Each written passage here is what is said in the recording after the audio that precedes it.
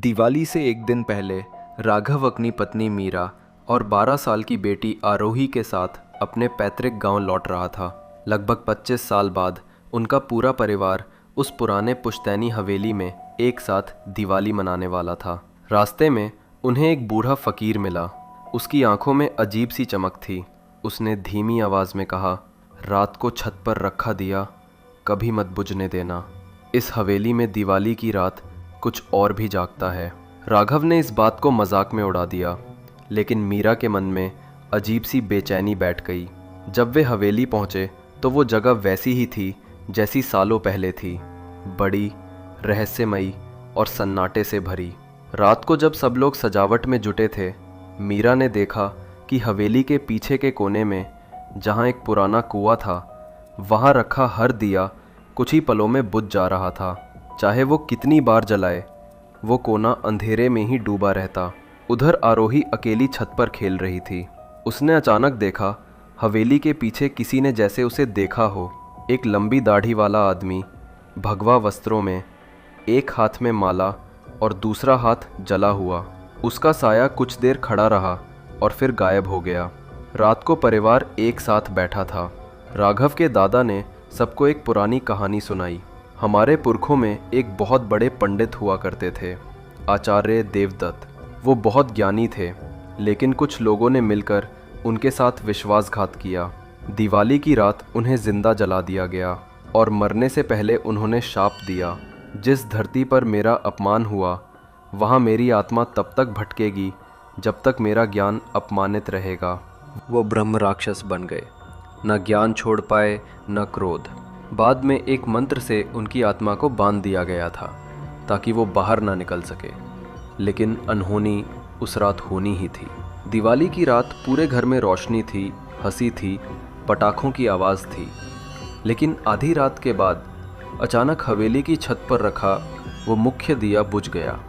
वही दिया जिसके बारे में फ़कीर ने चेतावनी दी थी। जैसे ही वो दिया बुझा, हवेली के कोनों से एक गहरी भारी संस्कृत मंत्रोच्चारण की आवाज़ गूंजने लगी। हवेली की पुरानी लाइब्रेरी में रखी एक मोटी किताब अपने आप खुल गई।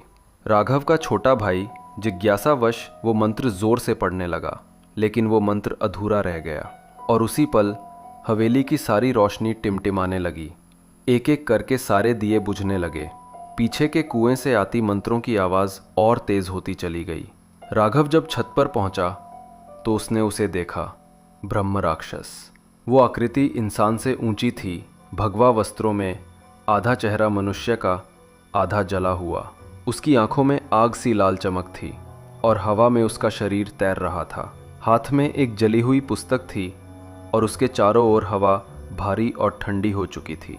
उसकी गूंजती हुई आवाज़ हवेली में फैल गई, जिसने मेरा बंधन तोड़ा उसका वंश समाप्त होगा। घर के सभी लोग भयभीत हो गए। कुछ को अजीब भ्रम दिखने लगे, जैसे कोई उनके मन में पुराने डर जगा रहा हो।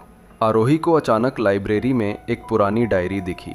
उसमें आचार्य देवदत्त के हाथों का लिखा हुआ एक वाक्य था, जिस रोशनी ने मुझे जगाया वही रोशनी मुझे फिर बांध सकती है। मीरा ने हिम्मत दिखाई।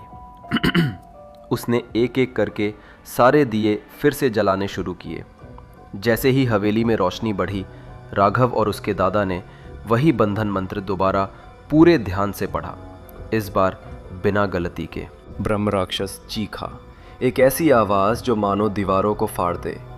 हवेली की खिड़कियां जोर से बंद हो गईं और वो आकृति कुएं की ओर पीछे खिंचने लगी, जैसे कोई अदृश्य शक्ति उसे वापस बांध रही हो। आखिरी बार उसने कहा, ये अंत नहीं, बस विराम है, और वो कुएं में समा गया। सुबह की रोशनी में हवेली शांत लग रही थी। परिवार ने राहत की सांस ली कि सब खत्म हो गया। लेकिन जब आरोही फिर से छत पर गई तो उसने देखा वही दिया जो रात में बुझा था, अब भी बुझा पड़ा है, और ठंडी हवा के साथ हल्की हल्की संस्कृत की वही आवाज़ फिर गूंज उठी। कहानी यहीं खत्म होती है, लेकिन ब्रह्म राक्षस अब भी वहीं है। अगर ये वीडियो आपको अच्छी लगी तो लाइक करो, सब्सक्राइब करो और अपनी डरावनी कहानी कमेंट करो। और हाँ, स्क्रीन पे जो वीडियो आ रही है उसे देखे बिना मत जाना।